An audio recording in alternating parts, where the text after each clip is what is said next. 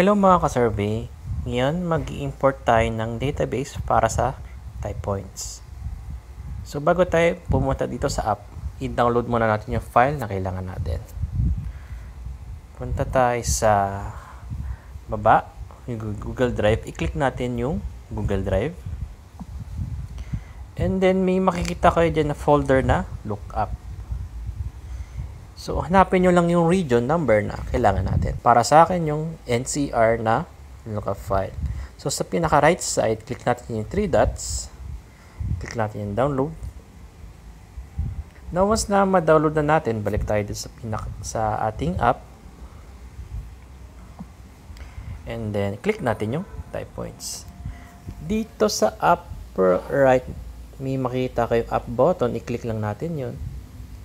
And then, hanapin natin yung file na ating din-download. Para sa akin, ito na yon yung NCR. Click lang natin.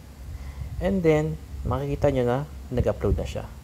Punta lang tayo sa NCR. And then, i-type lang natin yung pangalan ng type point. So, halimbawa, BLLM Quezon. Click lang natin. Edit. Ito na yung coordinates na type point. Kung may mali, pwede naman i-edit yan. And then, i-click natin yung save. So, ganun lang mag-upload ng database ng type points sa app.